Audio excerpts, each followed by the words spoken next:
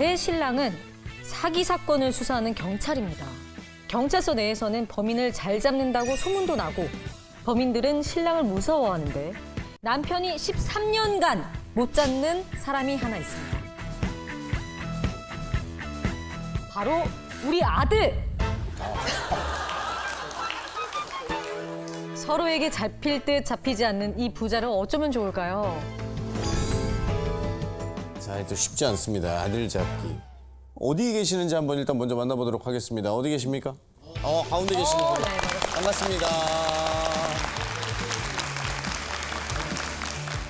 아들이 어떤 식으로 안 잡히는 건가요?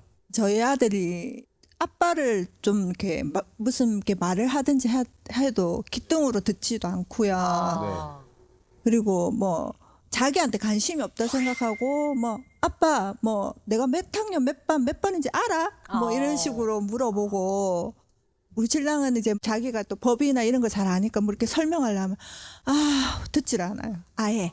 그러면 아드님이 뭐 무시 아닌 무시를 좀 하는 것 같은데.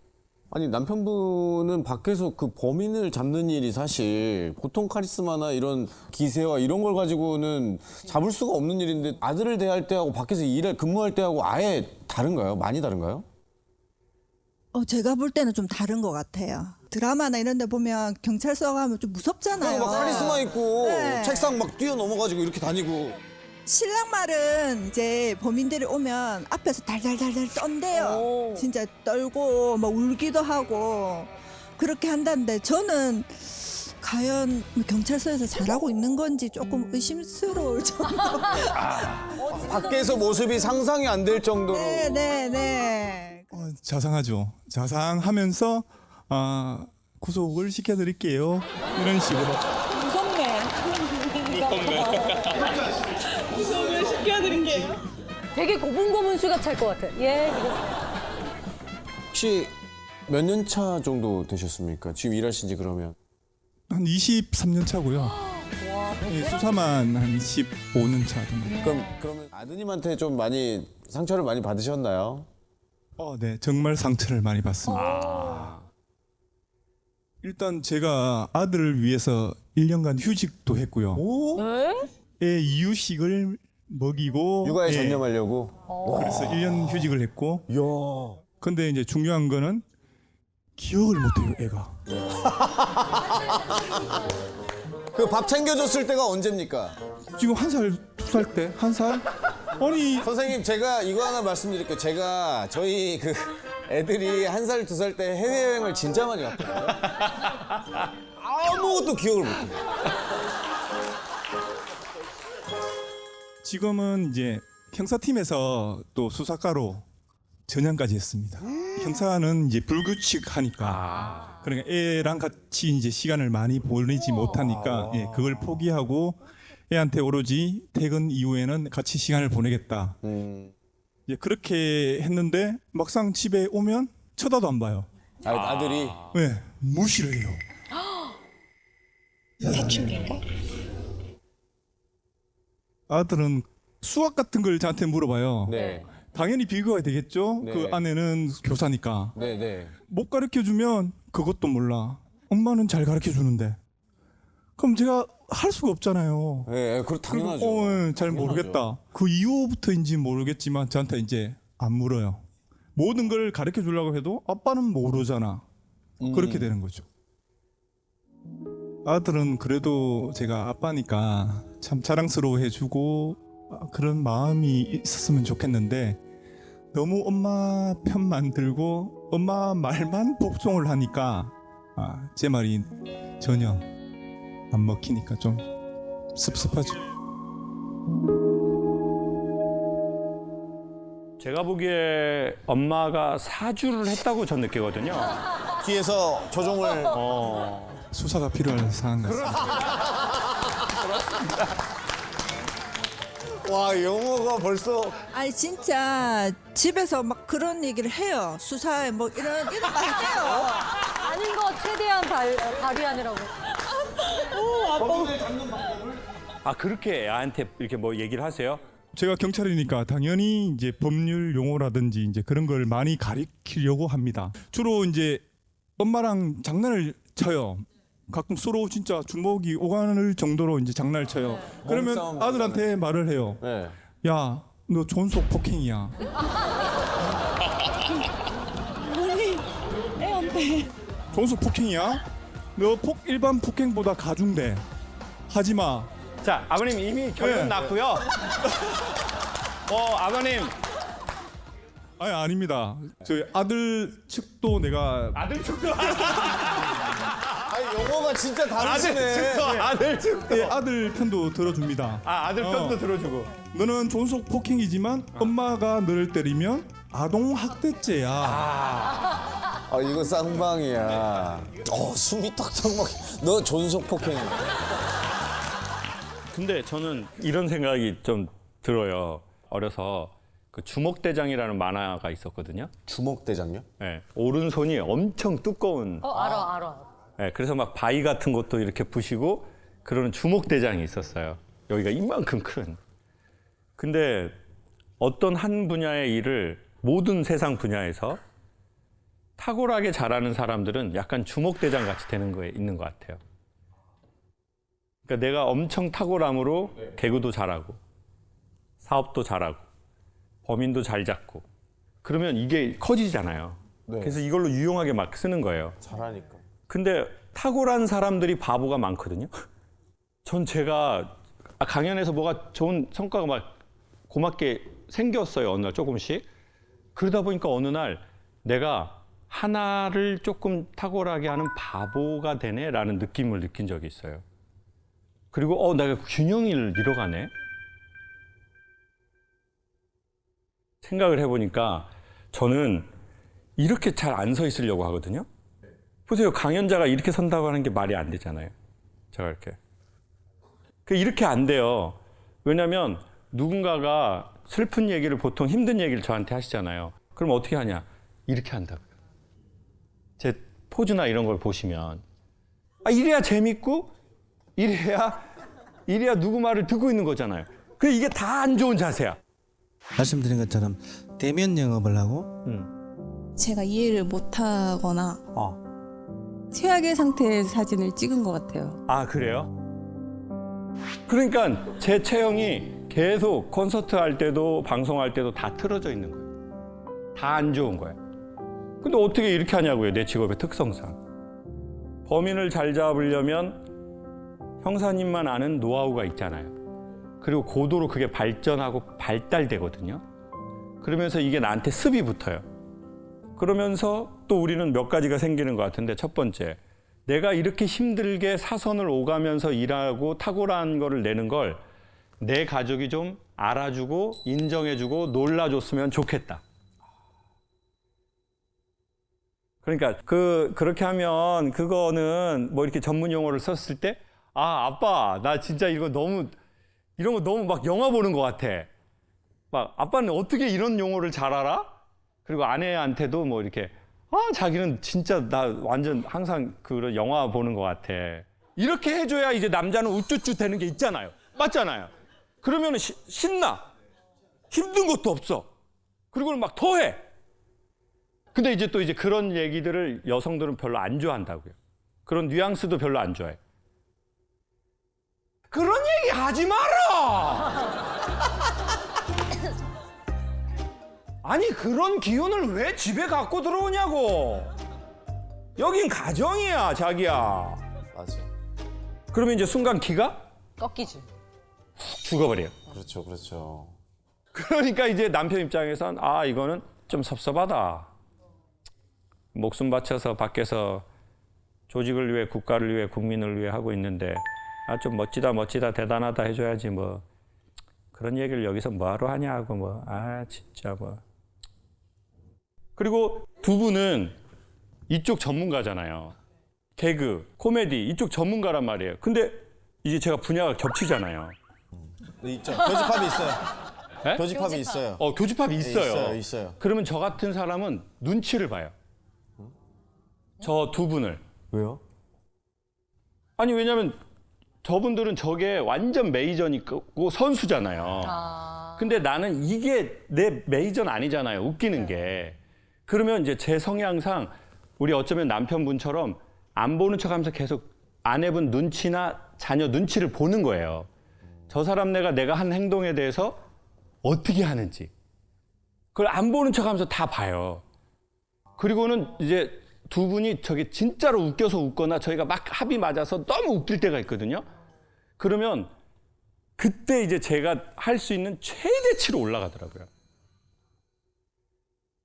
그래서 눈치를 많이 본다면 눈치로 끝나지 말고 눈치가 센스가 되면 좋겠다.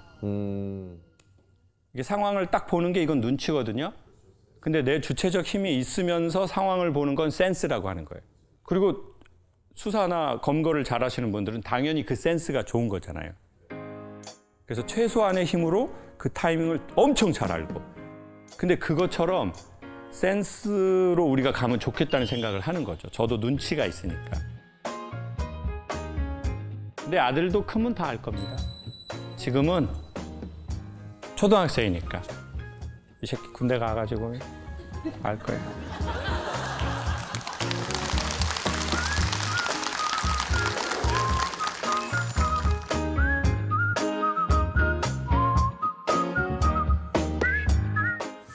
이번에는요 좀 특이하게 캥거루족을 자처하신 어머니께서 엄마가요? 안녕하세요. 저는 두 딸의 엄마입니다. 저에게는 말 못할 고민이 있는데 딸들의 독립이 제게 너무 힘든 일이란 겁니다. 네.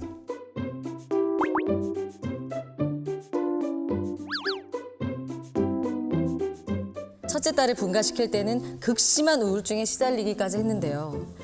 작은 딸마저 언젠가는 독립시킬 생각을 하니 벌써부터 두렵고 무섭습니다. 언제까지 함께 살 수 없고 서로에게 독립해야 한다는 건 알지만 마음처럼 쉽지가 않네요. 어떻게 하면 좋을까요? 캥거루족을 어머니가 자처를 했어요. 네. 어디 계십니까? 어디 계십니까?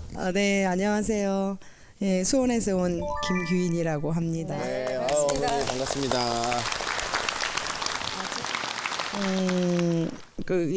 큰 애고 얘가 작은 애거든요. 예, 큰 애는 좀 일찍 결혼을 했어요. 사고 쳐가지고.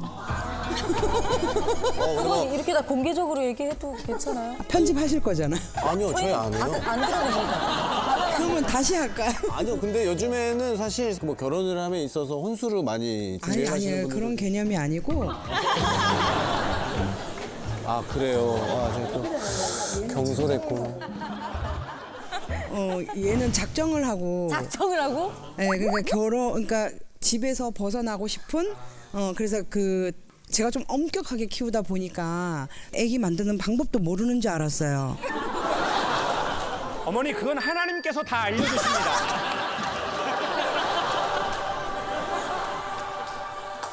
아니 원래 반대를 하셨어요 결혼을? 아니 결혼을 반대한 건 아니고 네. 그때 대학교 2학년 때부터 결혼을 한대요. 네, 그래서 일단 졸업부터 하고 그때 가서 얘기를 하자 했는데 대학교 3학년 때 사고를 친 거예요.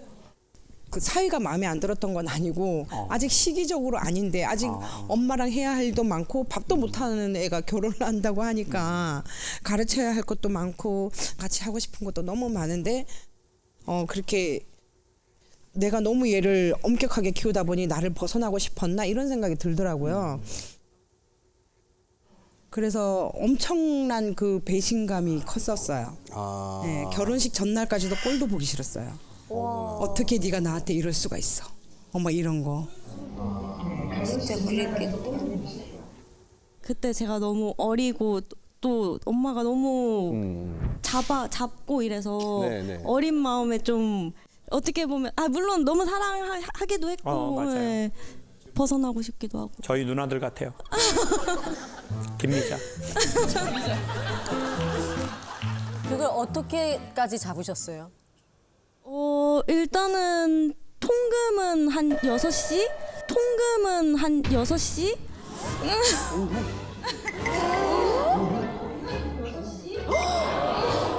몇 시?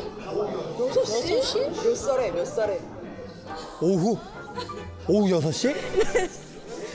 그럼 새벽 6시겠어요. 10시였죠. 행복한 줄 알았어요. 여기 지금 새벽 6시 아니에요? 오후 6시면 어머니 공무원 퇴근 시간 말씀하시는 거 아닙니까?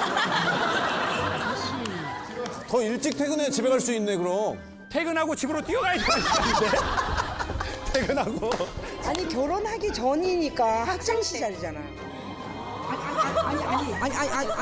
아니 그 얘기가 아니라 학생이었으니까 통금 시간이 6시고 직장 생활을 한다면 6시가 아니고 6시 반이요? 그리고 방문을 닫아놓는 걸 진짜 싫어하셨어요. 계속 다 열어놔야 되고 이유가 뭐예요? 왜?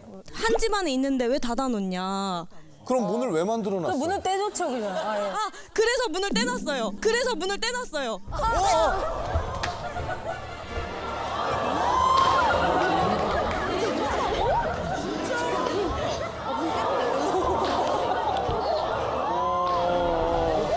심하다. 와, 소름 돋았어. 그 옛날 그리스 로마 시대 때 그렇게 살지 않았습니까? 문 없이 커튼만 걸어놓고 이렇게 왔다 갔다 하게끔. 저는 어머니에게서 파라오의 느낌을 느껴요. 지금 옷도 파라오야. 우리 어머니 옷도 파라오. 지금 클레오파트라. 앞머리만 없었지. 지금 피라미드 준비하고 있어? 자, 문 일단 집에 문을 없앴다. 자, 경첩 분리했어요. 또. 네, 경첩 분리. 또 뭐지? 없어. 뭐가 있어? 어머니 저기 그만 때리세요. 강연은 안 됩니다. 이제 없어. 그만해는 없어요. 콕콕 금지. 네. 자, 그러면 제가 이렇게 말씀드리고 싶어요.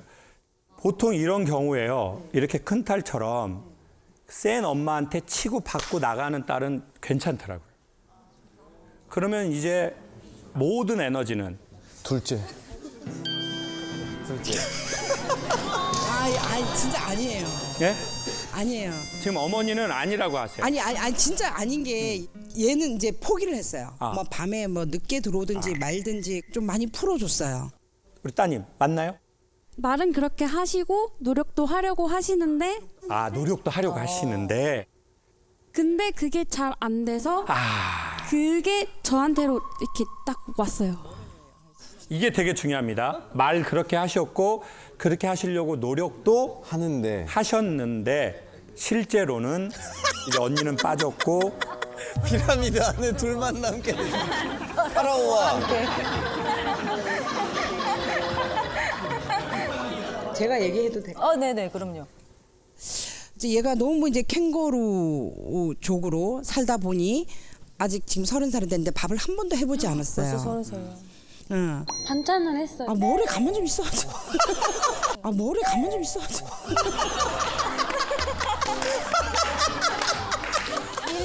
1년 미는데 타격감이 없어. 아니 그 얼마 전에 그 뭐야 양배추 스테이크가 유명하다고 해가지고 저한테 한 달 내내 얘가 그걸 저한테 먹였어요. 그래서 양배추 제가 스테이크를요? 양배추 지금 꼴도 보기 싫거든요. 네. 그래놓고 맨날 엄마한테 요리해줬다고 자랑하고 다니는 거예요. 그거 외에는 해준 거 없어요, 진짜로. 네. 네, 뭔 얘기하다 말았지? 뭐 거의 토크 깡패시네. 흐름이 아주 자연스럽게 다른 데로 갔다가 어머니 말씀 충분히 하세요. 막 속이 다 풀릴 때까지. 아, 예. 근데 얘는 4살까지 모유 수유를 했어요. 네, 하시네요.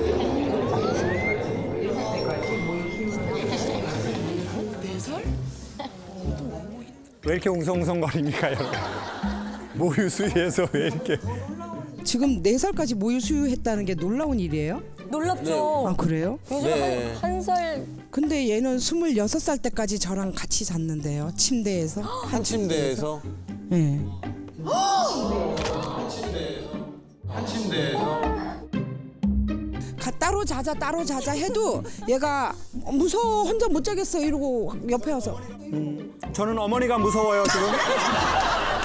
지금 어머니가 많이 무섭습니다. 그래서 얘가 뭐 엄청 내가 큰 결심을 하고 얘를 분가를 시켰어요. 오, 둘째를요? 예, 분가를 시켰어요. 30분 거리에 분가를 시켰는데 괜찮을 줄 알았어요. 아. 그 시간이 너무 힘들었어요. 그래서 3주일 만에 다시 합쳤어요. 3주 만에. 어차피 얘랑 같이 산다고 해도 서로 이제 그 생활 패턴이 다르기 때문에 뭐 밥도 같이 먹는 시간이 별로 없고 그렇긴 한데 그냥 있는 자체가 든든하고 의지가 되고 그리고 얘가 없으면 많이 힘들어요.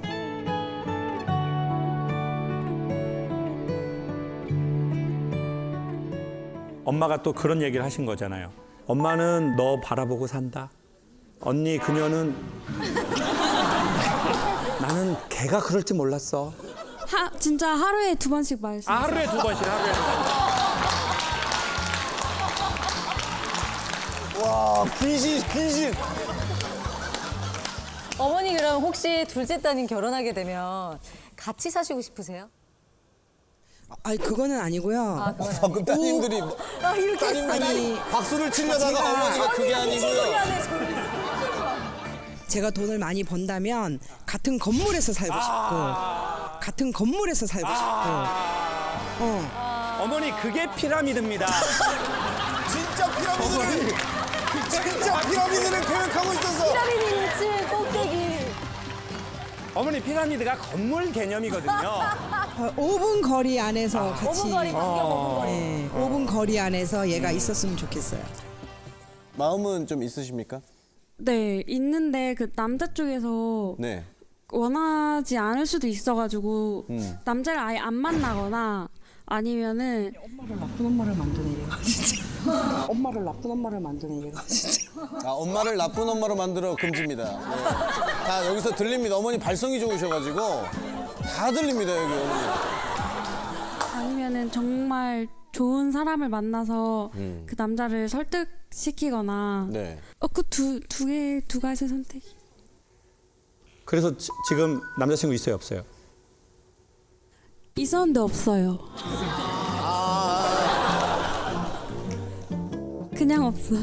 지금 없는 아니요. 있는데 말할 수는 없습니다. 지금 남자친구 생기면 그 피라미드 돌에 깔려 뒤지게 돼 있어요. 네, 그러니까요. 그러니까요. 자, 그러면 제가 이렇게 말씀드리고 싶어요. 어머니가 지금 느끼실지 못 느끼실지 모르겠지만 어머니의 에너지가 이게 엄청 많다는 거 아시죠? 네. 이게 어마어마한 에너지로 아이들을 감쌌을 것 같아요. 네, 맞아요. 자, 지금 느낌이 지금 약간 깜빡 나오려는 느낌 같아요. 지금. 네, 맞아요. 지금 눈빛이 너무 좋아. 누군가 알아줬구나. 맞아. 이게 언제부터 시작됐어요? 친구가 그냥 느끼기에. 딱 제가 8살 때 아버지가 돌아가셨는데 딱 그때부터 그런 소리 안 듣게 잘하라고.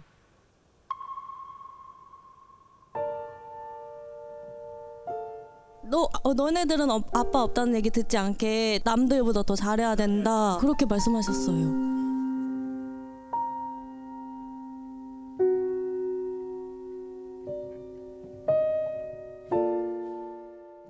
제가 31살 때 얘들 아빠가 돌아가셨어요. 그러니까 얘가 6살, 8살. 셋이서 정말 재미있게 행복하게 잘 살았어요. 잘 살았는데 남편이 그때 돌아가시고 친정 아버지도 같이 돌아가셨어요. 너무 충격 받으셔가지고. 그러다가 이제 친정 엄마를 의지하고 살았었거든요. 그렇게 의지하고 살았는데 이제 엄마 돌아가시고 나서 그리움이 굉장히 컸었어요. 그런데 몇 개는 안 돼서 얘가 이제 그렇게 사고를 쳐버리니까 정말 그 우울증 말기까지 갔다고 할 정도로 좀 심각했었어요. 그랬겠다. 그러니까 사랑하는 사람들은 왜 자꾸 내 곁을 떠나가지? 뭐 이런 것들이 너무 컸던 거예요.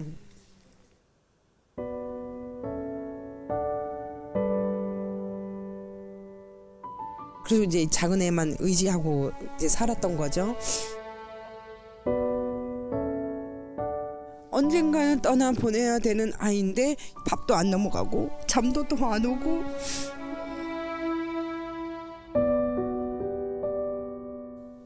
또 내가 또 이렇게 혼자 남겨져야 되는데 그 혼자 남겨지는 그 두려움이 너무 무서운 거예요.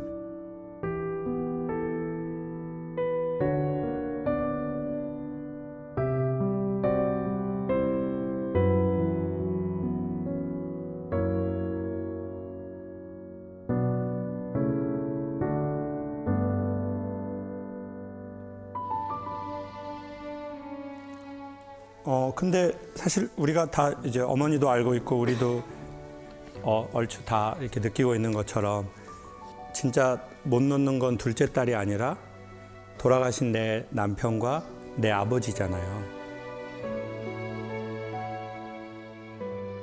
내 남편도 나를, 내 아버지도 나를. 그러면 우리 안에 뭐가 있냐면 우리 안에는 지금 불안감이 있거든요. 왜? 내가 준비 안 됐는데 떠나면 어떡하지? 얘네들이 날 떠날 거야. 그땐 난 어떡하지?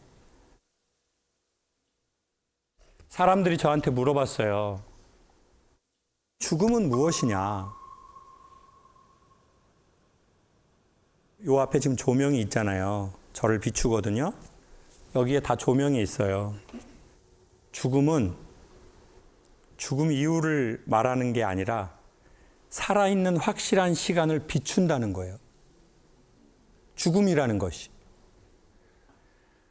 저와 여러분이 모두 다 죽는 건 명확한 사실이니 죽음은 우리의 살아있는 시간을 비추어서 그러면 넌 어떻게 살아있는 시간을 살고 싶어? 라고 우리에게 묻고 그리고 살아있는 이 순간순간 한 시간이 얼마나 소중한지를 우리에게 비춰준다는 거죠. 그래서 죽음은 삶을 비추는 빛과 같다는 거죠.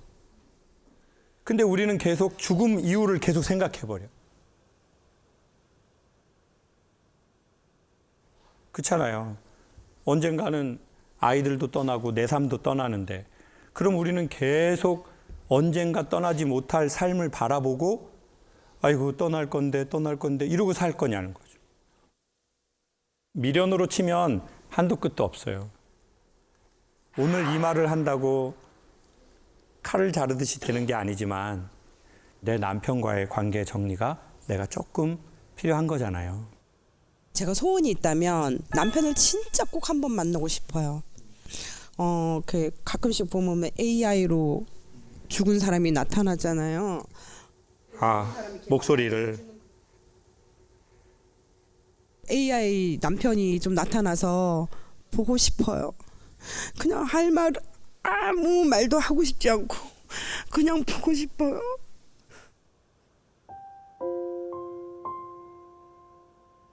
그 사람이 나한테 어떤 말을 하지 않아도 되고 저도 어떤 말을 하지 않아도 되고 그냥 보고 싶어.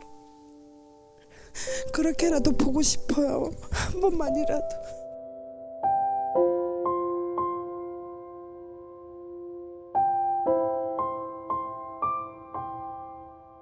그리고 정말 위험한 순간들이 정말 많았는데 남편이 항상 우리 아이들하고 저를 지켜준다고 항상 믿고 있거든요. 남겨진 저희들도 많이 아팠지만 그 사람도 그 어린 나이에 갑자기 이렇게 셋을 놓고 가는 그 마음이 얼마나 아팠을까 그 생각을 해서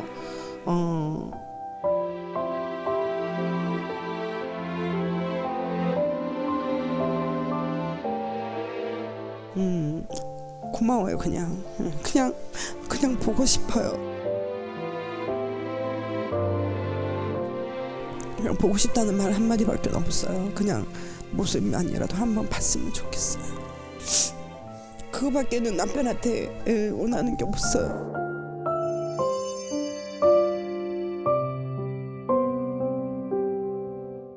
엄마한테 쫓겨날 위기에 처해 있다는 한 따님이 구조 요청을 보내셨거든요. 27 드라마 주인공을 TV로 보았을 땐 어엿하고 늠름한 어른이었는데 지금 27살이 돼버린 나는 아직 아기다. 문제는 아직 아기인 나를 위험한 세상 밖으로 내보내려고 한다는 것이다. 누가? 우리 엄마가. 30이 되면 독립하라는데 시간이 흐를수록 숨통이 조여오는 느낌이다. 30이 곧 되지만 난 아직 아가인데 엄마는 이런 귀염뽀짝한 나를 내보낼 수 있어? 근데 그럴 수 있을 것 같아서 사연을 보냅니다. 엄마를 말려줄 김채홍님 살려주세요. 아니 27세 귀염 뽀짝한 아기를 얼른 만나보겠습니다. 아가씨 어디 계시죠? 어디 계시죠, 아가씨? 아, 여기 저기 계시구나. 네. 반갑습니다. 반갑습니다, 아기.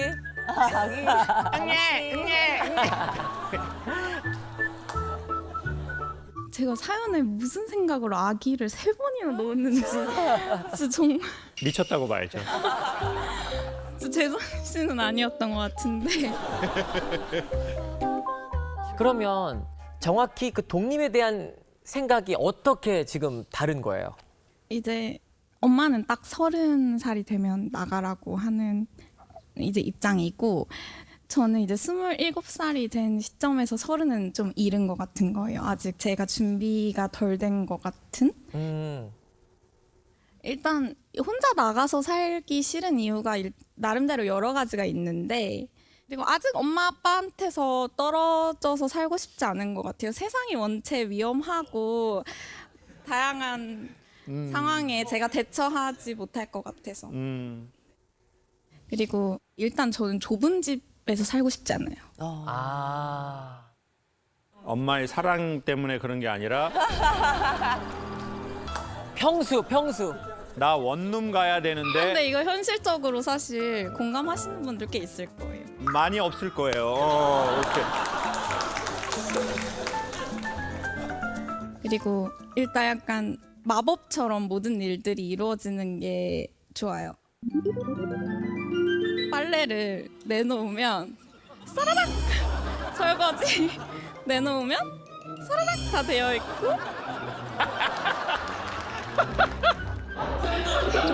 내놓으면 다 되어 있고 좋아요. 빨래를 내놓으면 아니, 어머님, 왜 독립을 빨리 하라고 하시는 거예요?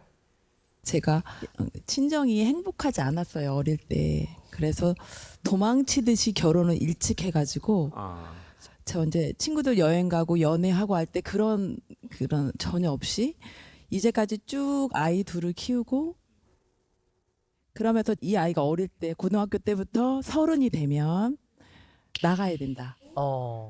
나도 내 인생을 살아야 하고 아직 젊은데 좀 계속 왜 뒷바라지를 할 수는 없잖아요. 그렇죠. 근데 얘도 동의를 했어요. 그렇게 할 거라고. 근데 최근에 들어서 작년 겨울부터 안 나가겠다는 거예요. 친구들 얘기를 들어볼 거 아니에요. 혼자 사는 애들이 생활비가 얼마가 나가고 어떻게 생활을 하는지. 근데 이제 얘기를 들어보니 여러 가지 상황상 안 되겠나 봐요. 그러니까 이 아이는 공주예요, 공주.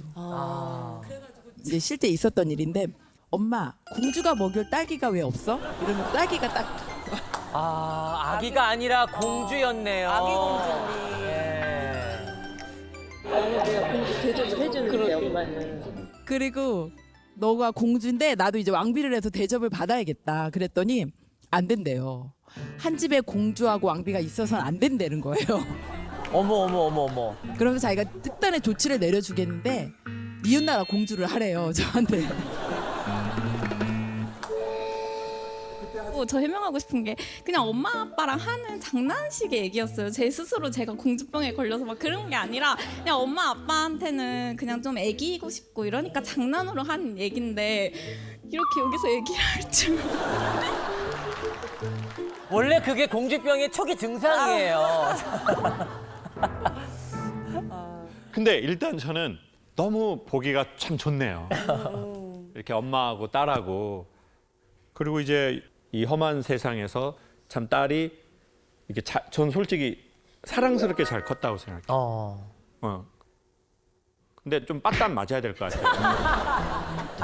사랑스러운 건 확실해. 그렇죠. 사랑스러운 맞아요. 건 확실한데 사랑의 빠따가 좀 필요하지 않냐. 제가 어머니가 저를 모유 수유할 때 엄마가 폐렴에 걸리셔서 약을 드셨대요. 그래서 저의 모유 수유를 못했어요. 그리고 또 엄마가 그때 안타까워서 저를 더 끼고 지내셨던 것 같아요. 그러니까 이제 누나들이 계속 놀리는 거예요. 막더니 저 새끼는 국민학교 갔는데도 엄마 젖만 지고 잔다고. 그러면 엄마들이 막 누나들 저 연병할 년들이 저 연병할 년들이 막 그러면서 이제 아들을 막 싸고 돌았거든요. 그러고 나서 어느 정도 아이가 크면 아이가 자기의 발로, 자기의 패로, 자기의 심장으로 살아가는 모습이 참 보기 좋은 거잖아요. 근데 이제 그 시기가 이제 따님에 대한 아빠나 남동생이나 엄마의 어떤 전폭적 그 사랑이 그 시기를 조금 늦춘 거 아닌가. 의도치 않게. 일찍 결혼하니까 저희 띠동갑이에요. 그러니까 아들이랑 저랑 아빠랑 12살 차이씩 이렇게 나요. 그러니까 아빠가 나이가 되게 많죠. 그러니까 늦게 아이들을 보니까 너무나 귀하잖아요. 그리고 원래 자상한 스타일이라서 좀 그러다 보니까 많이 예뻐하고 감싸다 보니까 얘가 좀 너무 무르고 그리고 이 아이가 집을 너무 좋아하고 그냥 엄마랑 있는 게 너무 행복하대요, 자기는. 그러다 보니 이 아이가 내가 하지 못했던 20대를 즐겨야 되는데 제가 살았던 것처럼 살아요. 그리고 저는 그게 너무 아쉬워요. 그러니까 저랑 같이 이렇게 사는 동안 또 이렇게 남자도 만나고 친구들하고 많이 놀러도 다니고 그랬으면 좋겠어요. 그러면 늘려줄 의향이 있어요. 그러지 않으면 내보낼 거예요. 오늘 엄마의 진심의 저 밑바닥에 있는 말을 오늘 따님은 들은 것 같고. 사실은 나를 독립시키려고 하는 게 나를 귀찮아하는 건가? 이제 나를 더 이상 사랑하지 않는 거 아니야? 이런 생각을 좀 어린애 같은 생각을 하기는 했어요. 그래서 이제 섭섭한 마음도 사실 있었던 것 같은데 완전히 엄마 마음을 이제 알게 되었던 것 같고 남자친구 만들게요. 기다리세요. 처음부터 아이가 태어났을 때부터 진아가 태어났을 때부터 사랑했고 지금도 너무 사랑하고 앞으로도 너무 사랑하는데 너의 삶을 가. 그러면 난 항상 엄마는 그 자리에 있을 거야. 그러면 난 항상 엄마는 그 자리에 있을 거야.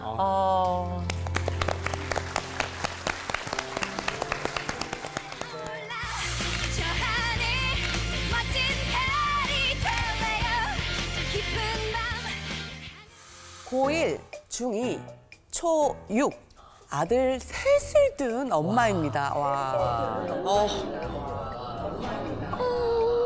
진짜. 세 아들 모두 사춘기를 맞이했는데요. 그중 둘째인 중2 아들이 여친이 있습니다. 벌써 1년째 열애 중이다 보니 주위에서 자꾸만 안전한 성관계를 위해 PM 기구를 선물하라고 하더라고요. 그 말도 맞는 것 같긴 한데 이걸 정말 선물해 줘야 하나 말아야 하나. 중학교 몇 학년이야? 중학교 중2요. 2학년이요. 네, 김창호 선생님이 딱 정해주시면 그대로 하겠습니다. 제가 남의 피임 기구까지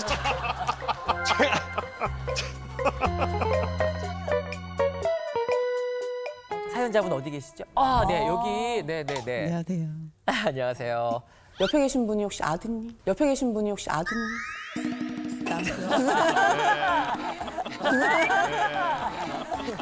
이거 보세요. 사과하세요. 이 정도 아들이면 피임 기구 사줘야 됩니다. 네, 이거 사줘야죠. 네, 사줘야 됩니다. 얼굴이 지금 사줘야 돼요. 네, 지금. 그러면 아들 성교육 문제로 고민이 많으신 것 같은데 그렇게 고민하시는 이유가 특별한 이유가 있을까요? 요즘 애들이 일단 빠르니까. 맞아요. 근데 일단 여자랑 사귄 게 1년이나 되다 보니 그럴 기회가 없지는 않았을 것 같은 거예요. 뭐 데이트를 가든 뭐 저희 집에 자주 놀러 오기도 하고 안전하게 뭐 막지는 않겠죠. 막는다고 안 할 사람들도 아니고 그렇기 때문에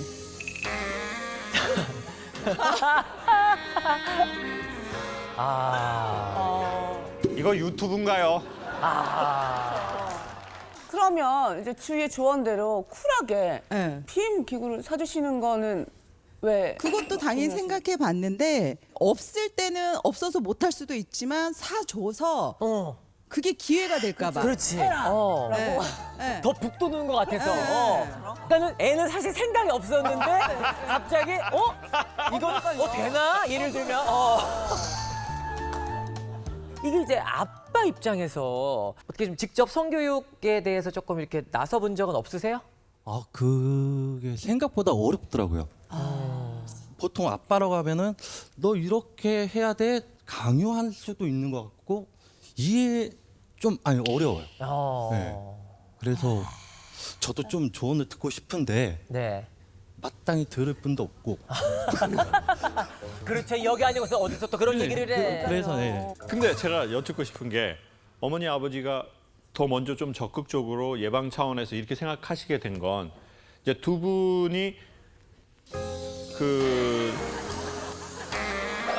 좀 일찍 어떤 그런 건 아닌데 네, 그건 아닌데 원치 않은 임신으로 인해서 맞아요. 그들 아이들의 인생도 있고 네. 여자가 피임을 준비하는 것보다 해야 될 거면 남자가 하는 게 나을 것 같고 첫째 아들이 고1이잖아요. 네. 사실 나이 차이가 얼마 안 나는데 네네.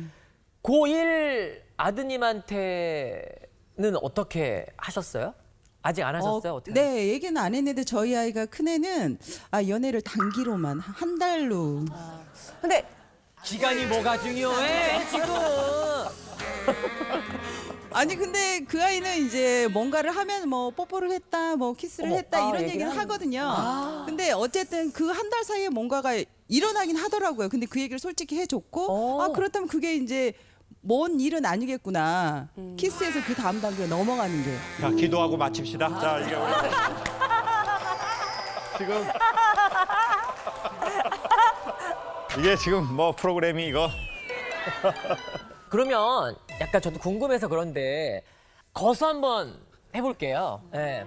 1년째 열애 중인 중학교 2학년 아들에게 이 피임 기구 콘돔을 선물을 해줘야 한다 생각하시는 분들 손 들어주세요.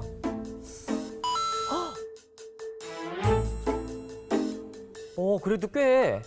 자, 그럼 내리시고 아니야 아직은 시기상조야 안 돼 하시는 분들 손 들어보세요. 거의 반반이 비슷하다. 돼요. 여기 비슷하네요. 제가 뭐라고 이런 얘기를 해야 되는지 정말. 근데 이런 게 있는 것 같아요. 저는 요즘에 그 컴퓨터 게임이나 그런 거 한 적이 없거든요.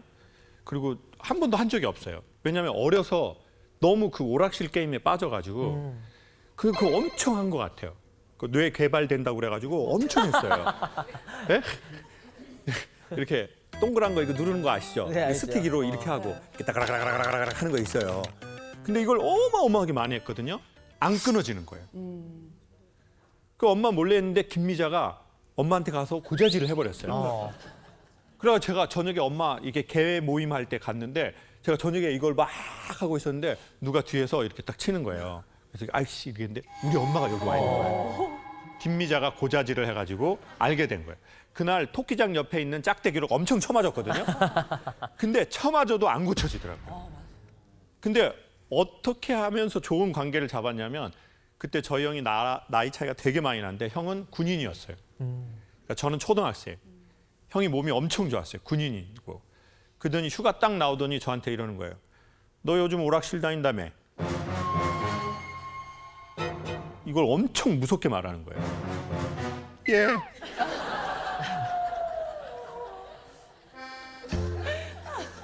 예. 김미자 씨.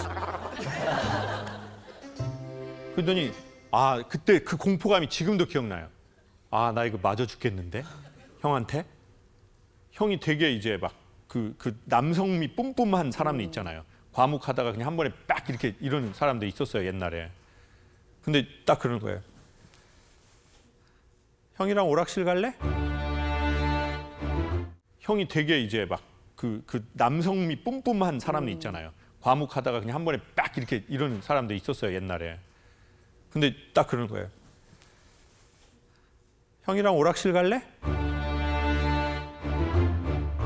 예. 그래가지고 지금도 기억이 나요. 그 위치도 기억나요. 형이랑 그 버스 정류장, 옛날엔 버스 정류장 바로 맞은편에 오락실이 좀 많이 있었거든요. 그 거기서 형이 저한테 이제 500원을 딱 바꿔주면서 너 하고 싶은 거 해. 그래가지고 이제 500원짜리 바꿔서 이제 주는데 오락을 하는데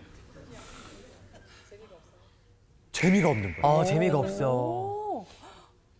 희한하게 그날부로 제가 오락실에서 느끼던 아주 그 나쁜 의미의 재미가 딱 없어져 버리는 거예요. 왜? 형이 이것을 광장으로 끌어내 버린 거예요. 성을 광장으로 끌어내 버리잖아요. 그러면 이상한 그 꾸리꾸리한 거에 대한 성은 좀 더 사라지기 시작해요. 그러면 오히려 아이들이, 사람들이 좀 더 건강해지는 데 가깝다고 생각해요. 근데 이거 부모님이 하는 거 쉽지 않아요. 맞아, 그럴 것 같아. 아빠가 이제 집에 들어가가지고 나와라, 성에 대해서 얘기하자. 첫째, 얘기해봐, 성에 대해서. 새끼 아주 잘하는구나.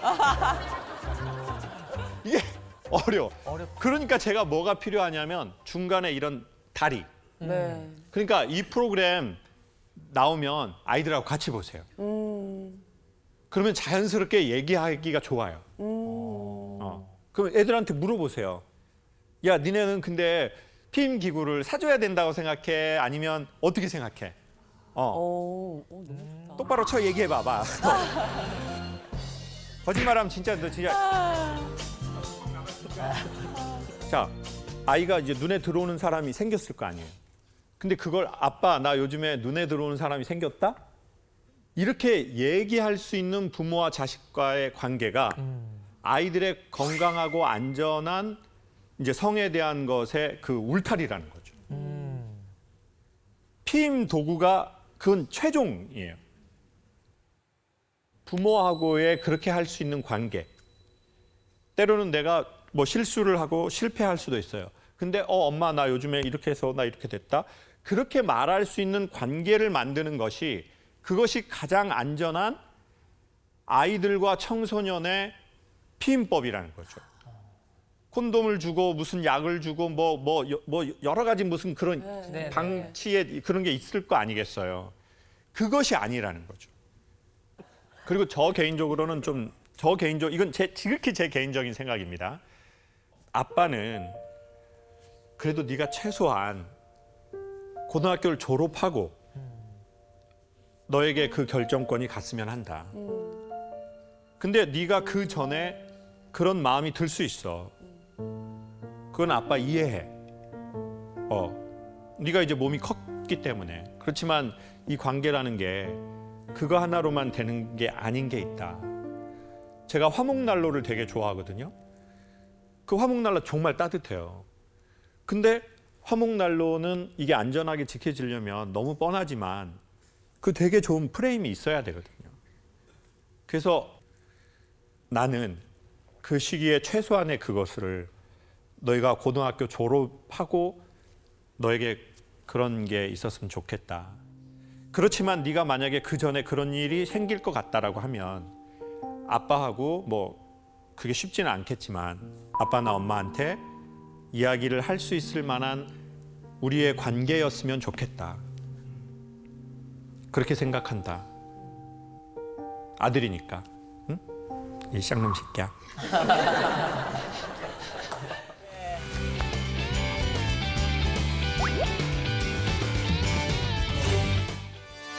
스물두 살, 20살 남매를 키우고 있는 엄마입니다. 저의 고민은 하루살이 인생으로 살아가는 큰딸인데요. 온종일 무기력하게 잠만 자고 게임만 하다가 알바 가는 날이나 친구 만나러 갈 때만 공들여 치장하는 딸이 참 답답합니다. 또 살이 쪘다 싶으면 3일씩 굶다가 폭식하기를 반복하고 최근에는 안면 윤곽 수술까지 하겠다고 하길래 크게 화를 냈네요. 이렇게 내일을 준비하지 않고 사는 모습이 계속되면 어떡하죠? 어디 계세요? 여기. 네. 어머. 딸이 어머니. 너무 예쁜데? 네. 어머. 별빛이 내린다.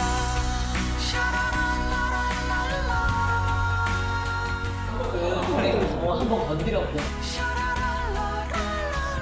따님이 외모에만 굉장히 관심이 많은 것 같다 이렇게 돼 있는데 어느 정도인지 좀 정말 친구를 만나러 갈 때는 씻는 시간부터 시작해서 거의 3시간을 넘게 네 되게 오래 치장을 하고 정성 들여서 왕실도 2시간 하거든요.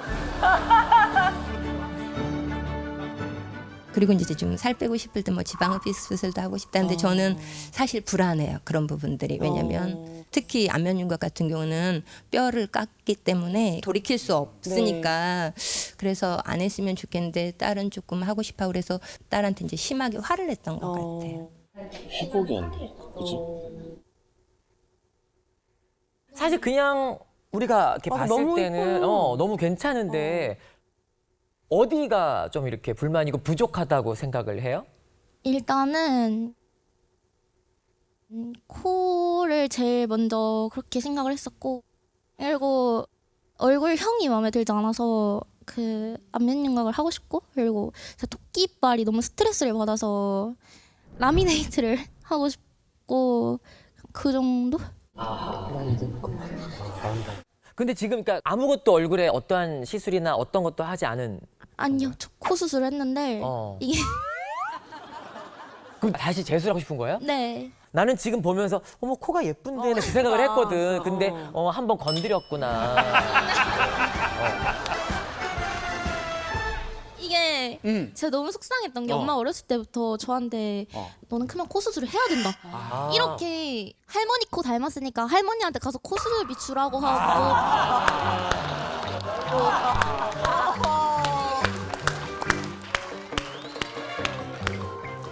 이렇게 하고 이제 크면서 그게 머릿속에 계속 엄마가 내 코 못생겼다고 했으니까 나는 커서 코 수술을 해야겠다. 이렇게 됐는데 엄마 왜 그러셨어요? 저는 그게 막 진짜로 그랬다기보다는 약간 뭐라 그래야 되지? 좀 웃고 재밌게 그렇게 하고 싶었던 것 같아요. 엄마 이게 웃겨요? 그리고 좀 친구들 만나는 거나 알바 가는 거 외에는 집에서 이제 좀 잠을 자거나 게임을 하거나 주로 이제 2가지를 하지 어떤 다른 것들은 하지는 않는 것 같아요. 따님이 원래도 성격이 무기력하거나 그런 편이었나요? 아니면 언제부턴가 좀 바뀌기 시작했나요? 어렸을 때는 좀 그러진 않았는데 사실은 둘째가 조금 아픔이 있는 친구가 있는데 태어날 때부터 이제 아이가 오른쪽 우환이 좀 시력이 없이 태어났다가 생후 7개월 때부터 서울에 있는 이제 대학병원에 다녔는데 그 치료하는 과정 가운데 아이가 좀 마음의 문을 닫아버리고 약간 자폐처럼 그렇게 됐는데 네, 그래서 이제 둘째를 치료하는 과정 가운데 이제 딸을 4살 때부터 어린이집 종일반에 맡겨놓고 모든 시간이나 돈, 관심들을 이제 둘째한테 다 쏟았던 것 같아요. 정말 100%. 그래서 이제 딸은 이제 신경을 많이 못 썼던 것 같아요. 그러다가 고등학교 1학년 때 딸이 자퇴를 하겠다고 얘기를 했었어요. 왜냐하면 제가 둘째를 신경 쓰는 동안에 첫째에 대해서 학업이라는 이런 것들을 전혀 손봐주지 못했었고 돌봐주지 못했어서 성적이 그렇게 좋지는 않았었고 딸은 나는 공부를 해서 정시로 대학을 가겠다. 그래서 제가 그 말을 정말 믿었어요. 믿고 그래 그러면 엄마가 자퇴를 흔쾌히 허락하겠다. 말리지 않았었고 그리고는 대학을 들어갔어요? 사실은 그러고선 딸이 안 하는 거죠. 그렇게 노력을 많이 안 했었죠. 오케이. 그게 아니라 저는 대학교를 가고 싶지 않았어요. 그때 당시에는. 그래서 1년 더 공부를 하고 가고 싶다 했는데 엄마가 제가 자퇴를 한다고 말했을 때 열심히 하겠다고 말을 하고 안 지켰잖아요. 엄마가 이제 제 말을 믿지 않는 거죠. 그래서 그냥 붙은데 아무데나 들어갔는데 1학기만 하고 휴학을 2년 하고 자퇴했어요. 중간에 한번 그 심리 상담사를 하고 싶다고 생각을 했었는데 어느 순간부터 아예 무기력해지면서 아무것도 하기 싫고 그냥 머릿속으로는 내가 이제 뭘 해야 된다 이제라도 움직여야 된다는 거 아는데 계속 현실 도피를 하게 되더라고요. 그냥 그런 생각들이 들 때마다 게임을 하면서 알바만 하고 있어요. 지금 얼마 받아요? 60?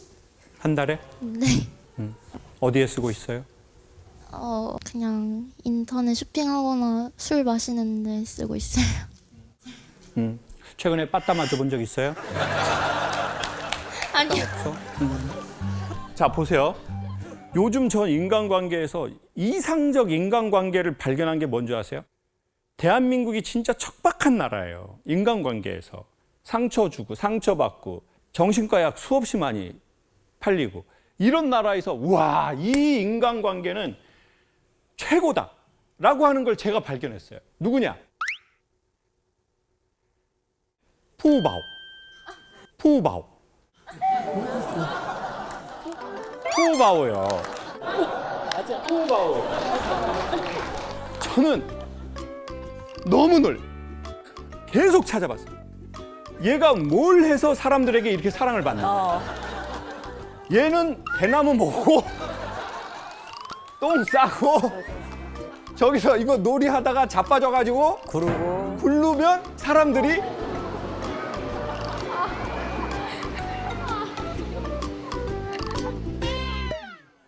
막 좋아하고 그 걔가 일부러 자빠질지도 몰라 이게.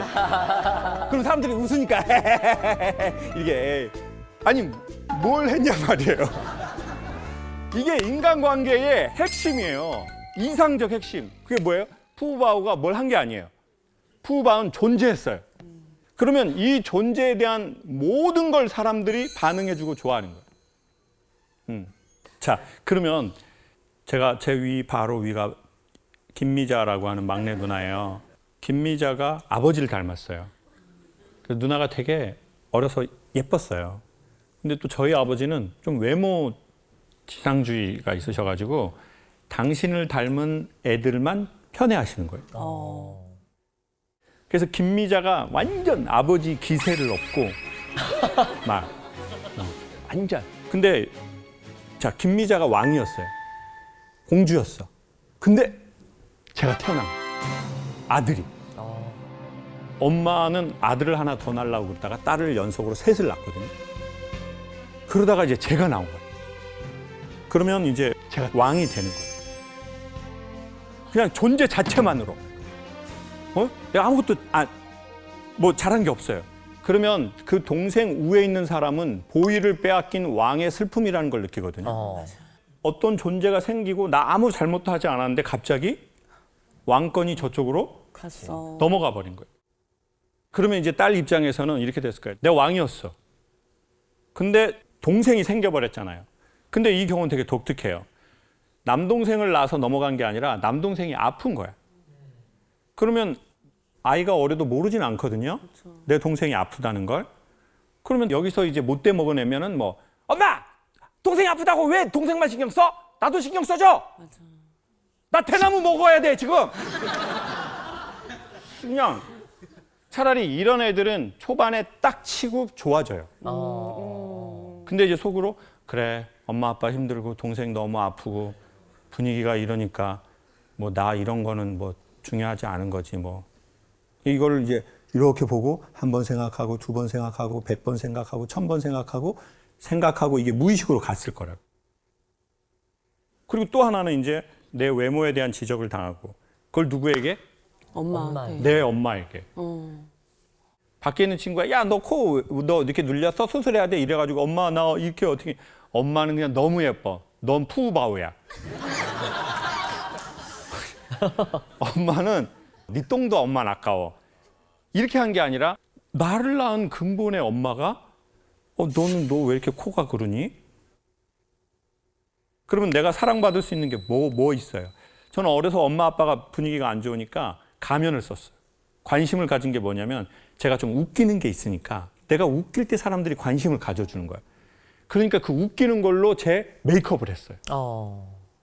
그러니까 얼굴에 외모에 관심을 갖는 건 사실 이 외모가 아니야. 우리의 첫 가면이었다고 생각해. 이건 내 감정의 메이크업이에요. 나를 예쁘게 보이게 하고 싶고 그리고 내 슬픔을 감출 수도 있고, 그리고 이걸로 나 인정받고 싶어. 친구들이 얘기해 줄 거 아니에요. 피드백 해줄 거 아니에요. 그쵸? 뭐라고 했었어요? 그때 메이크업하고 치장하고 가면. 오늘 잘 됐는데? 오늘 잘 됐는데? 그거 들으면 어때요? 기분이? 이제 겉으로는 아니야 이렇게 하는데 마음속으로 안 해? 좀 알고 있네 이렇게. 그러면 이제 그거는 메이크업이 아니에요. 우리는 뭘 받고 싶어요? 관심. 칭찬. 칭찬. 내가 뭔가를 했을 때 긍정적 반응하는 거. 푸바오에게 우리가 보내주듯이. 이제 그러면 어떻게 해야 되냐면 이제는 그걸 통해서 이 존재를 인정하고 칭찬하면 좋을 것 같아요. 너 메이크업 이렇게 하니까 너 이렇게 되네. 너 진짜 관심 있으면 엄마 메이크업 그런 스쿨 같은 것 좀 한번 보내줄게. 그거를 이제 지원할 수 있는 범위 안에서 지원하는 거죠. 그리고 축하하는 거예요. 네 안에 진동하는 게 생겼으니 이건 축하할 일이다. 근데 여기에서 메이크업 아티스트가 돼 이렇게 하면 곤란해요. 너 그거 해가지고 정샘물이 되도록 해라. 근데 애가 대부분 그럼 정샘물 씨가 돼요? 안 되죠. 그러면 거봐. 엄마 너 그렇게 해가지고 너 관심 있다고 그래가지고 메이크업 박스 사주고 강남에 학원 알아봐줬는데 네가 아무튼 뭐 제대로 하는 게 없어. 벌써 몇 번째야. 엄마가 틀린 말 하니? 그러면 이제 자식들 입장에서 뭘 생각하겠어요? 그래, 내가 생각해도 엄마 말이 다 맞지. 안 돼, 나는. 그러면 이 현실이 나 너무 싫어. 그러면 이 현실 아닌 사이버 세상을 살아야 돼요. 거기가 어디예요? 거기 게임이야. 거기서 내가 이렇게 하면은 뭐 반응을 하거든요. 그러면 거기서 유일하게 살아있는 그거야. 그럼 게임하다가 졸리면 또 자게 되고, 그럼 또 운동 안 하게 되고, 또 배고프니까 그땐 또 뭐 매콤한 거 때려 먹고, 또 살찌니까 엄마 나 이거 수술해야 될 것 같아. 그러니까 이 구덩이로 계속 들어가는 거야. 근데 엄마가 그때는 동생 일이 너무 급하니까 내가 뭘 했는지도 모를 거예요. 제가 이번에 제주에서 집에 살짝 불이 났거든요. 이게 막 불이 올라오니까 제가 꺼보려고 하다가 이제 한 조만한 높이에서 떨어졌어요. 그 딱 떨어졌는데 앞에 바위가 이렇게 갯바위가 있었는데 얼굴이 이렇게 되려고 하는 거예요. 얼굴을 이렇게 딱 찍게 생긴 거예요. 정말 기적처럼 딱 이렇게 쳤어요. 땅을. 그리고 이제 여기 조금 흉터 좀 들어갔는데 근데 모른 거예요. 오른쪽 팔 이 안쪽이 이거를 빵 치면서 이쪽이 나가버린 거예요. 세상에. 근데 그때 몰라요. 불이 너무 급하니까. 아무것도 몰라. 찢어진지도 몰라. 그때는 아들이 너무 급해서 동생이 너무 급해서 그 불 끌라고 수십 년을 돌아다니다 보니까 딸이 그 사이에 관절이 나가고 마음이 찢어져 버렸네요. 의도치 않게. 그러니 지금으로 충분히 소중하고 동생이 그래서 못해준 거에 대해서 엄마 아빠가 매우 미안해 생각할 거다. 그러면서 내 마음의 분노가 조금씩 가라앉으면 뭔가 하고 싶은 게 생길 거예요. 그러면 그걸로 승부를 보려고 하지 말아요. 그걸로 승부 안 봐도 돼. 여러분, 어쩌면 우리는 지금 30, 40, 50인데도 강사님 전 아직도 절 뭘 못 찾았습니다. 좀 못 찾으면 어떻습니까?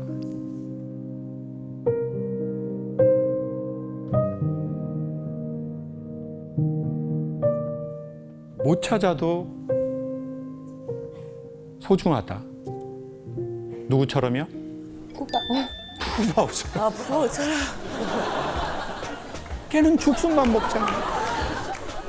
저도 감정이 남아있다고 생각하지 않았는데 얘기 들으면서 저도 모르게 그거를 쌓아두고 있었구나.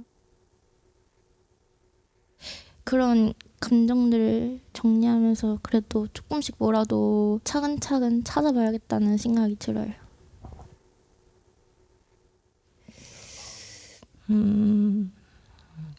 딸 엄마가 키운 것보다 그래도 잘 커줘서 너무 고맙다.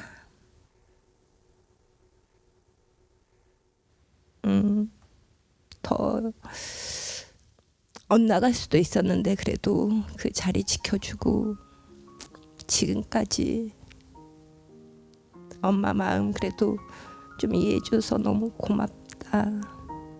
엄마 그리고 너무 미안하고.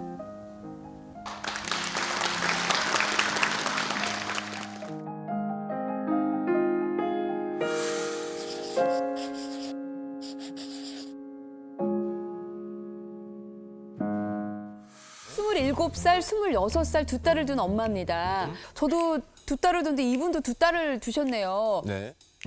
항상 모범생이었던 둘째 딸이 네. 중고등 시절에도 안 하던 반항을 하면서 완전히 변해버렸습니다.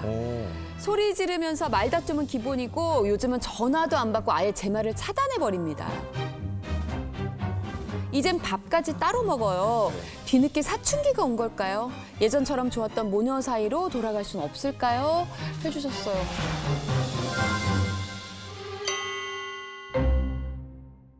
아니 근데 사춘기 늦게 왔네. 예? 일단 주인공 또 만나서 더 자세한 얘기를 들어보도록 하겠습니다. 어디 계십니까? 네, 안녕하세요. 아, 네, 반갑습니다. 야 근데 이렇게 딱 네. 보면 어머 딸도 너무 예뻐요. 예쁜 딸이에요. 어머니가 그리고 너무 젊으신데? 어머니도 너무 젊으시고. 아니 근데 언제부터 딸이 좀 변했다고 생각하셨어요? 언니가 있어요. 그러니까 한 살 네네. 위에 언니가 있는데 그때 이제 저희 큰 딸이 좀 많이 이제 그 사춘기를 좀 많이 발산을 했어요. 저한테 이제 학교에서나 뭐 밖에서는 너무 모범생인데 이제 저한테만 이제 그걸 발산을 하는 거예요. 그래서 어떡해. 제가 이제 많이 힘들고 이제 좀 그럴 때 이제 동생인 저희 작은 딸이 중고등학교 때 너무 착하게 이제 저를 위로도 해주고 또 뭐 엄마 어디 가자 뭐 핫플레스 어디 가볼까 뭐 이렇게 다니기도 하고 그러니까 친구처럼 같이 많이 다녀주기도 했거든요. 그래서 너무 든든하다. 네. 그러다가 대학교를 갔는데 그때부터 이제 조금의 이제 변화가 시작이 된 거예요. 네네.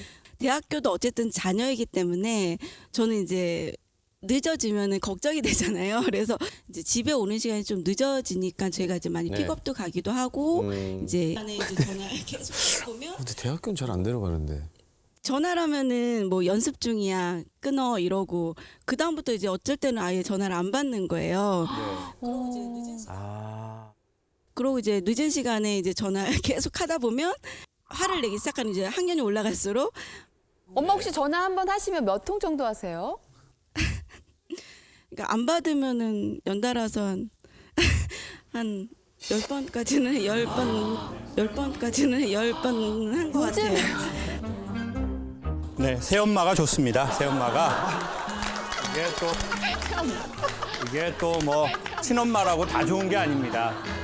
아니 뭐 일단은 너무 충격적인 게 대학교 때 우리 학생을 데리러 오는 엄마가 있는 것도 사실 되게 놀랍기는 한데. 아 멀면 그럴 수 있죠. 아, 뭐 그럴 수 있죠. 아, 전 딸 되니까. 엄마랑 이해가 가요. 그리고 근데- 특히나 둘째가 좀 약간 든든한 그런 존재라 더. 아, 그렇죠. 아니, 근데 아까 전화를 10통화를 한다고 하셨는데 그 어머니도 대단하시지만 안 받는 우리 따님도 왜 안 받으시는지 한번 번쯤 받아주지. 물어볼게요. 왜 안 받으셨어요? 우선 저도 20대 초반까지는 피하지 않고 받으려고 네네. 하고 집 가고 있는 버스에서도 받고 네. 이렇게 말을 했는데 이제 그 끊을 때 엄마의 그 한숨 쉬면서 뚝 끊고 이러면서 툭 끊으세요? 엄마가? 이러면서 툭 끊으세요? 엄마가? 네 이제 아. 그 화난 게 느껴지는 그 말투로 통화가 되다 보니까 네, 그래서 이제 저도 피하게 되고 불편하지. 근데 엄마만 이러는 게 아니라 엄마랑 언니가 둘이서 저한테 그러거든요. 같이? 둘이 같이 공격을 한단 말이에요? 곱하기 2였어. 지금은 엄마가 케어를 넘어서서 이 사회심리학에선 지금 어머니의 현상을 단돌이라고 하거든요. 어둠의 영웅 아닙니까? 그렇죠. 야, 동생들 입 단돌이 쳐라. 그렇죠. 단돌이 안 되면 너희들 목이 단돌이야. 엄마는 두 종류가 있죠. 엄마, 새엄마. 또 자녀들은 또 마냥 친엄마라고 또 친하지 않은. 그러면 친엄마라고 친하지 않고 친아빠라고 친하지 않잖아요. 네. 근데 친구 관계가 되게 친한 것 같아요. 친구는 내가 어느 정도의 이 사람에 대한 사랑이 있지만, 애정이 있지만 저쪽의 주권을 좀 인정해 주는 것 같아요. 설령 네가 실수할 수도 있어. 네가 실패할 수도 있어. 근데 네가 주체자야. 하지만 아이들이 자식된 입장에서 답답한 건 엄마가 아직도 나하고 탯줄을 연결한 느낌인 거예요. 맞아요. 그리고 나를 이렇게 땡기는 느낌이에요. 그리고 엄마가 뭔가 안 좋은 걸 먹으면 나한테 이게 오는 느낌이에요. 그럼 나도 이게 싫어. 나도 이걸 자르고 싶어. 나도 독립된 성의 성주가 되고 싶은 거예요. 맞아요? 맞습니다. 이 느낌을 언제부터 느꼈어요? 한 25부터 이제 25부터. 네. 지금은 지금 27 됐는데 네. 그러면 한 3년 정도 느낀 거네요. 네. 근데 25살에 어느 날 그걸 느낀 게 아니라 우리는 그 전부터 그 니즈가 이렇게 쌓였을 거예요. 그리고 그게 아마 10대였을지도 몰라. 더 이전이었을지도 몰라. 근데 내가 착하고 눈치를 딱 보니까 언니가 저러는데 나까지 이러면 엄마 쓰러지겠는데? 나도 그거 감안하고 내 거는 확 누르고 오히려 엄마를 많이 챙겼을 것 같아요. 근데 엄마는 자꾸 우리 딸 보고 착하대. 아우 착하다 착하다. 네가 이러니까 엄마 산다. 네 언니 전현이래. 저 연이 지나가면 그 해가 지나가면 year. 충분히 알아들었습니다. 엄마는 진짜 너 보고 살아. 네가 엄마 남편이야. 엄마 딸이고. 엄마 너무 고마워. 그러면 이제 속으로 나도 좋긴 한데 너무 부담 100배야. 나도 엇나갈 것 같고 나도 불편하고 나도 짜증나는데 나까지 이러면 엄마 진짜 쓰러지니까. 맞아. 엄마가 이러니까 내가 이걸 해야지. 그러니까 이제 보통 그런 아이들이 착하니까 막 참는다고요. 그러다가 인계점에 도달하면 갑자기 예고 없이 이게 빵 나간다고. 맞아요. 그러니까 아마 섬세한 딸이 어렸을 적부터 오래오래 누적되었던 것들이 아마 지금 이제 이게 균열이 되면서 나오는 것 같아요. 여기서 엄마가 더 오면 딸은 더 뒤로 갈 거라고 생각해요. 뭐라고 하면서 최악의 경우. 그리고 나중에는 딸이 기분이 나쁘고 성격이 못돼지잖아요. 그러면 어떻게 하면 엄마가 고통을 받을지를 찾아내요. 그럼 엄마 고통받을 말과 행동을 해요. 그리고 나이 먹고 후회하겠지만. 근데 엄마는 너무 속상하겠죠. 왜냐하면 어렸을 적에 그렇게 말 잘 듣고 엄마 도와줬던 딸을 다 기억할 테니까. 맞아. 엄마의 마음도 이해가 되고 따님의 마음도 이해가 되는 것 같습니다.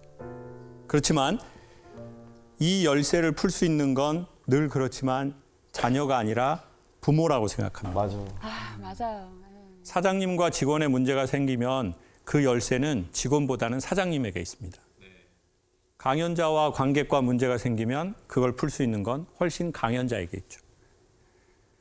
그러니 엄마가 이제는 딸을 독립된 성의 성주로 조금씩 훈련하는 것을 해보시면 어떨까 싶어요. 그러면 반드시 이렇게 다시 이렇게 순환됩니다. 이렇게 마음을 많이 내려놓으려고는 하는데 그런데도 아직까지도 이렇게 좀 잡고 있어서 좀 미안한 마음도 있고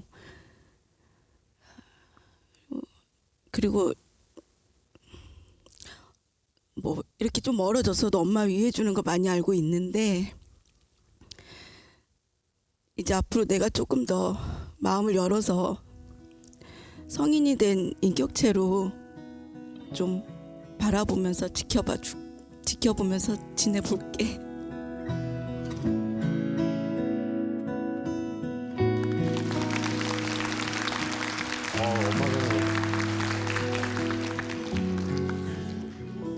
또 지혜 씨도 또 저도 딸이 있는데 쉽지 않은 마음이에요. 왜냐하면 이게 진짜 이 순간이 모든 순간이 저 딸을 키우는 모든 순간이 정말 추억이고 사랑이고 나의 전부인데 이제 어느 순간 저도 이제 놔야 된다는 생각을 하는데 요즘에도 가끔 이렇게 막 말대꾸하고 그러면 제가 내가 너를 이렇게 했는데 이게 벌써 저는 막 벌써 슬퍼요. 아직 근데 학교 안 들어. 슬퍼요. 아직 근데 학교 안 들어갔지. 5살인데 그 유명한 문구 나왔는데 내가 너를 이렇게 키웠는데 네가 엄마한테 다른 사람은 그래도 너는 나한테 이렇게 하면 안 돼? 근데 그게 나오더라고요. 네, 그게 아니라고 저한테 딱 그러는데 제가 5살 애기가 그런데도 막 혼자 눈물이 나와가지고 그랬는데 아마 26년, 27년 키우시면서 그 얼마나 최선을 다해서 모든 걸 쏟아 부으면서 키우셨겠어요. 근데 어쨌든 이제 놓아줄 때니까 저도 저 스스로 좀 생각을 했습니다. 우리 엄마 너무 고생하셨어요. 박수 한번 드릴게요. 감사합니다.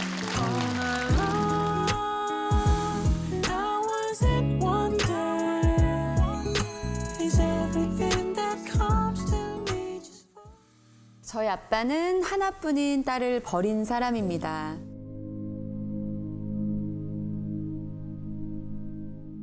굶주림과 학대로 얼룩진 지옥 같은 어린 시절을 겪게 한 아빠를 저는 평생 용서할 수 없을 것 같습니다. 그동안 사람들 앞에선 아무렇지 않은 척 숨기고 살아왔는데요. 문제가 생겼습니다. 저에게 행복한 순간이 올 때마다 어렸을 적 부모와의 기억이 방해한다는 겁니다.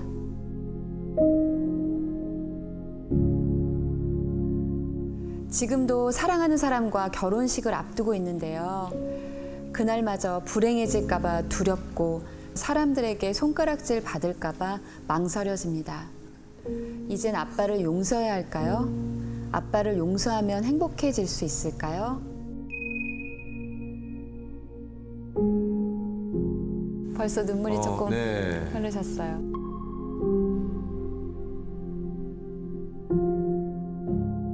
먼저 이게 사실 마음속에 저기 깊은 곳에 그쵸. 있는 이야기이실 텐데 먼저 이렇게 무거운 고민을 솔직하게 털어놔 주셔서 너무 감사드리고 결혼을 곧 앞두고 계신가 보네요. 언제 예정?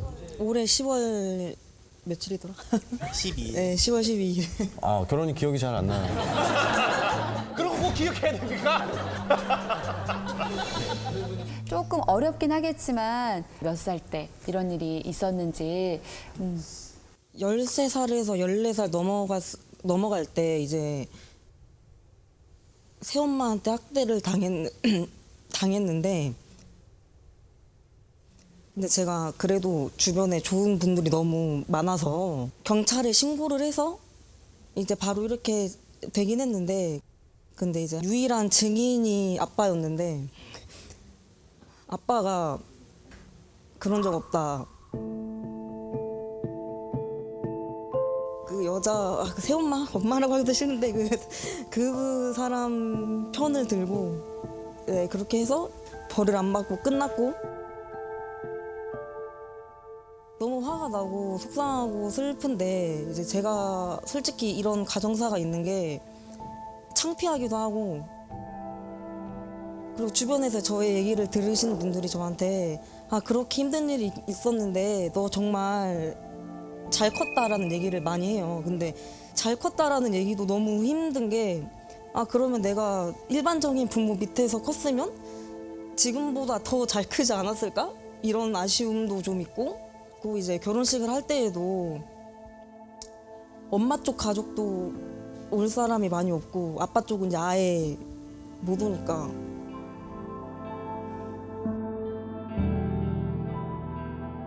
솔직히 좀 창피한 게 컸었어요. 사람들이 혹시라도 쟤 그러면 부모가 그러니까 쟤도 약간 이상한 사람 아니야? 막 이렇게 생각할까 봐? 만약에 아버지가 찾아와서 내가 그때 진심으로 너한테 미안했다, 내가 잘못했다 라고 얘기를 한다면 몇 년 전에 아빠한테 연락이 왔어요. 그래도 아빠가 이제 와서 좀 나한테 미안하다고 하려나 보다, 사과를 하려나 보다 하고 연락을 받았는데 자기가 저를 용서를 했다는 거예요. 그 당시에 그렇게 신고를 한 제가 잘못한 거고 아빠는 나를 용서를 했으니까 아무렇지도 않게 자기는 지낼 수 있고 그래도 아빠인데 네가 그러면 안 되지 않냐고 이렇게 그렇게 얘기를 하시더라고요. 상상을 해본 적은 있어요. 아빠가 이렇게 진심으로 사과를 하고 내가 아빠를 용서를 하면 편해질까? 이렇게 생각을 한 적이 있긴 한데 아빠가 이제 와서 사과를 한다고 한들 내가 힘든 게 해소가 될까 이 생각이 들면서 결국 그냥 문제는 나인 것 같다라는 생각까지도 들더라고요. 아, 그건 아닌 것 같아요. 심리 상담도 많이 받아보고 여러 가지의 것을 해봤는데 100% 해소가 안 되니까.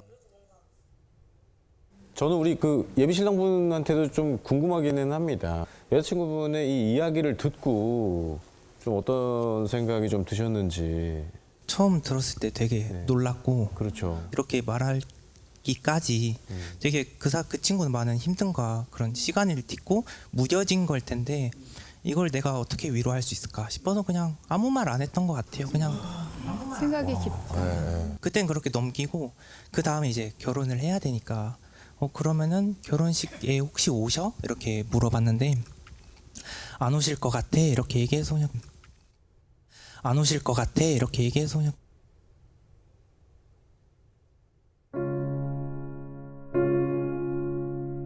그렇게 말은 안 했지만 혼자서 생각이 되게 많았던 것 같아요. 어떻게 말을 해줘야 될까? 뭐 이런 것도 하고 저희 부모님한테는 또 어떻게 말을 꺼내야 될까?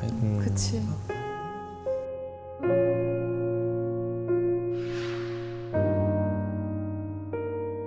이런 말을 하고 싶어요. 내가 되게 전부라고 생각하는 거 있잖아요. 그게 나의 상처일 수도 있고 나의 비밀일 수도 있고 그 상처가 우리의 전부 같은 때가 있거든요. 이 얘기하면 사람들도 나를 다르게 볼 것 같고 남자친구도 나를 다르게 생각할 수 있고 내 결혼에도 문제가 생길 것 같고 그러면 우리는 그걸 지키고 싶어하는 방어 기제가 생기거든요. 그래서 또 그걸 지키기 위해 싸워요. 노력하고. 그러면 남들이 그냥 하나 생각할 때 여기서 3-4개 생각하고 있을 거 아니에요. 저 사람 내가 나 어떻게 생각하지? 내가 이 말 했을 때 나를 어떻게 받아들이려나? 그거는 마치 군대에서 지키는 거하고 되게 똑같아요. 저 휴전선 이쪽에서 군대 생활했거든요. 북한 이쪽에 있어요. 저희 이쪽에 있어요. 계속 지켜요. 24시간. 근데 이제 북한 쪽으로 안 들고 남한 쪽으로 이렇게 지켜요. 왜냐면 북한은 잘 안 오고 순찰자는 자꾸 오거든요. 그리고 지금 병장은 자고 있거든요. 그래서 난 병장을 지켜야 돼. 왜냐면 북한은 나 잘 안 때리는데 병장은 내일 때리거든요. 얼마나 피곤해요. 군대에서 정말 피곤한 게 뭔지 아세요? 24시간 경계 근무를 쓰는 거예요. 누군가 계속 올까 말까 하는 이 100만 분의 1의 확률을 갖고 계속 보고 있어요. 근데 군대에서만 이렇게 하는 게 아니라 평생을 우리가 그렇게 한다고 생각해 봐요. 계속 이걸 지켜야 될 거 아니에요. 나만 아는 내 이 비밀을. 그러면 이 긴장감이 너무 필요해. 그러면 나중에 지쳐. 남편도 힘이 넉넉할 때 받아주지.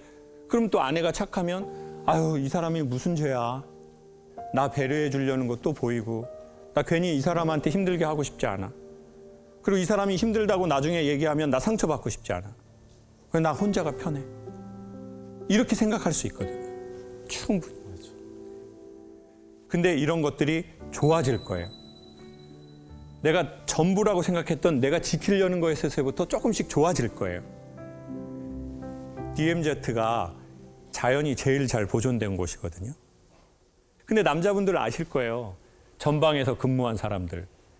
그때 자연이 보였던 놈은 아무도 없어요. 네, 맞습니다.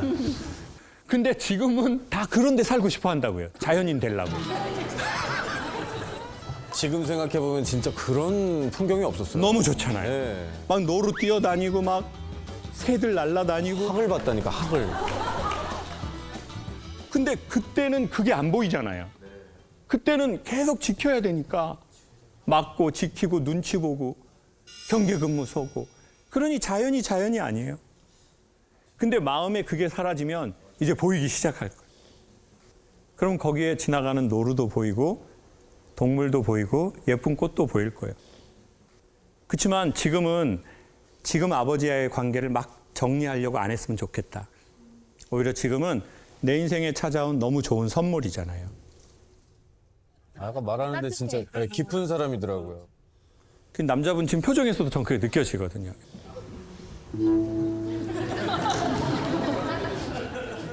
전 지압하는 분인 줄 알았어요. 지압하는 분인 줄 알았어요.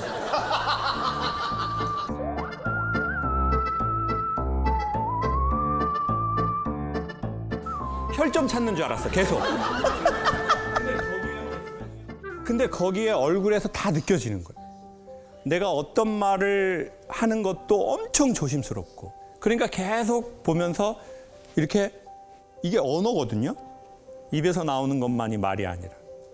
그러면서 계속 말하고 있는 거예요. 이 좋은 에너지를 계속 받고 언젠가 내가 기회가 되면 내 마음에 힘이 생기면 반은 나 그거 덜어줘야지. 그렇게 해서 우리가 마음이 점점 좋아질 때 우리가 전에 전부라고 생각했던 것이 뭐 그거 이제 툭 하고 말할 수 있어. 그런 날이 올 거고 오기를 바라고. 그리고 또 오늘 여기도 잘 왔다. 이렇게 해서 와서 용기 있게 얘기하니까 새로운 세상이 자꾸 들어가요. 그거를 결혼 전에 이렇게 배우자 될 분하고 같이 왔다는 건 거듭 축하할 일이라고 생각해요. 어떻게 신청했어요? 강연을 계속 봤었어요? 네, 어렸을 때 제가 이제 힘들었던 어린 시절이 있잖아요. 그때부터 많이 힘이 되셨었고 매년 토크쇼 하시잖아요. 아. 매년 가서 책 받고 싶어서 맨날 이렇게 후원금 안 주시더라고요. 일단 책을 줄게요. 돈 주고 샀어요. 잘 자란 건 확실해요, 지금. 지금 그런 말을 또박또박 할 수 있는 걸 보면. 결혼식은 어디서 하세요? 전라북도 전주에서 하는데. 10월에? 네네. 그날 제가 콘서트 없으면 제가 갈게요.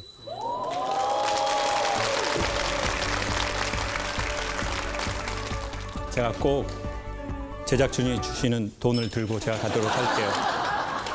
국장님 잘 부탁드리겠습니다. 네. 오신다고 하시면 날짜를 바꿀 수 있어요. 오신다고 하면 날짜를 아예 바꾸겠다고 합니다.